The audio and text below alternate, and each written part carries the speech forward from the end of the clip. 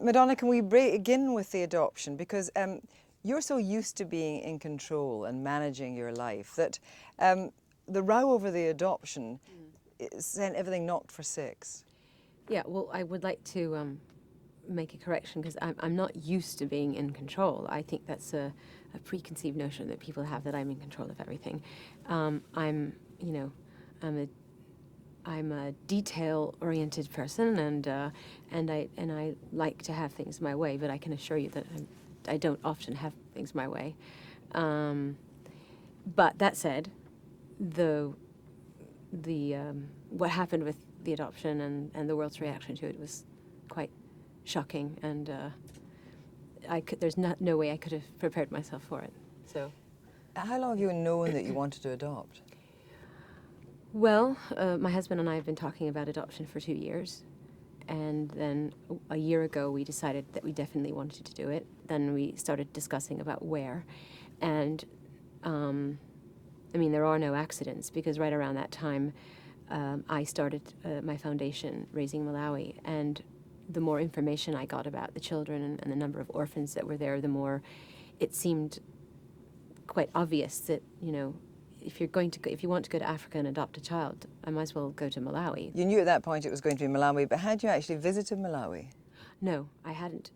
My husband has traveled extensively to Africa since he was a child, and he had gone to Malawi in April, and which was after we had made the decision. But Philip van der Bosch, who essentially runs my foundation, had been going there, and also once I started the foundation, and once I knew about the facts and the figures, I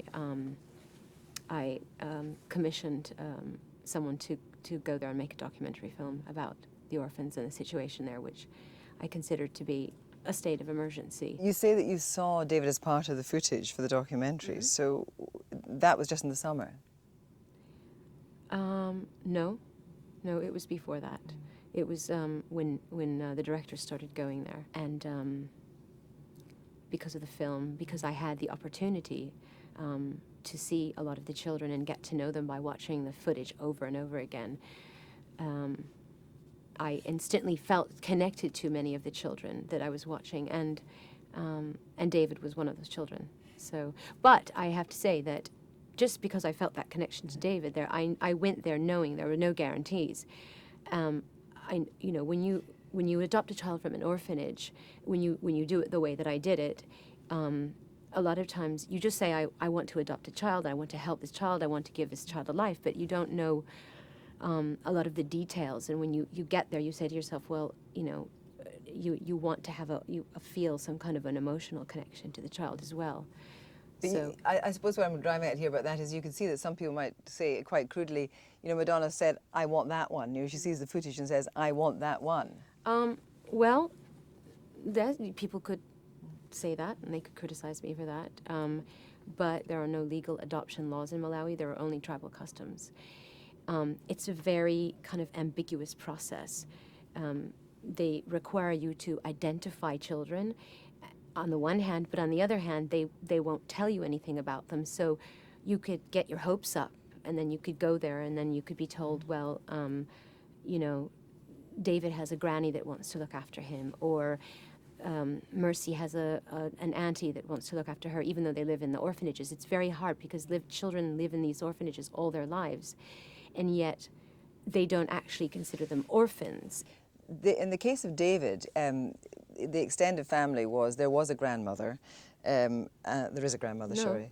According to The Guardian, there's a grandmother and David's father. No. This is just what the paper says, and that he Well, did visit quite often. Yes, but that's according to the newspapers. I disagree. Would there have been an option for you to I support them and leave him in Malawi? Yes, I offered that option to the father, and he declined. So, and I never met a granny, and I was told by Penston Kalembe, the Minister of Gender, there, that he from the day that he was left in the orphanage, he wasn't visited by any extended family members, and that's really why I became interested in him. If somebody had said to me, oh, his dad comes every week, or, you know, his granny's visits on a regular basis and he's well looked after, I would have not even given it another thought. But there were many conditions that actually made me worried for his life. One was the fact that, according to the reverend who ran the orphanage that David came from, his father never visited him. His father lived, 56 kilometers away, had no car, had no money, and as far as I was told, he had remarried and moved on with his life.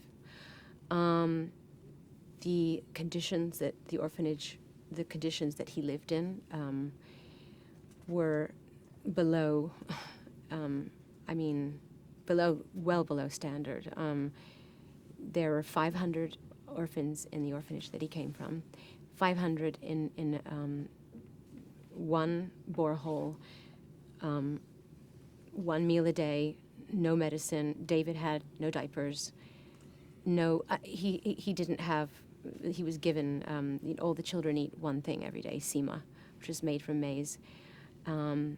He had the most horrendous diaper rash I'd ever seen. He was bleeding, and he had pneumonia, and he couldn't breathe properly, and he had 104-degree temperature. And the thing that was so disturbing to me was that from the time that he was filmed, that I saw him in the footage, to the time that I actually met him, his health had declined enormously, and I found it quite frightening that nobody was doing anything about it. But then you looked at a lot of the other children, they were in even worse conditions. Another of the criticisms is that you, of course, bent the rules. That is a criticism. Yes.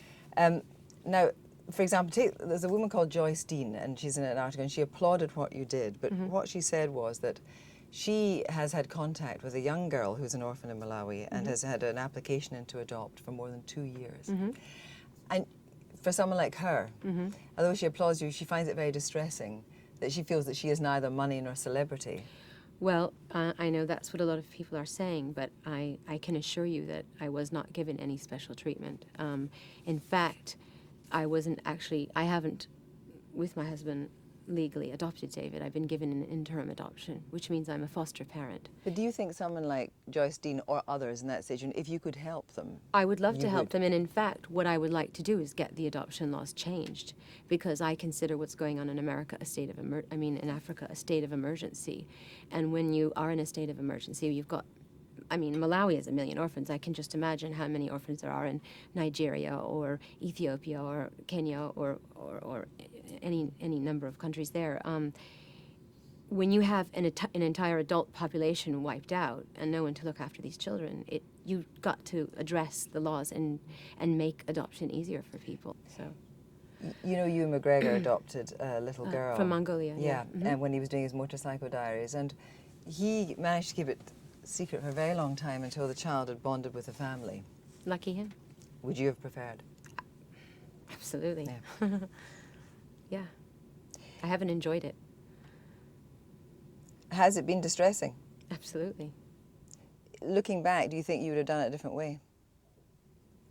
The reason I say this is because of all the stories. I would say, looking back, do I wish I didn't have David? No. And I won't say that.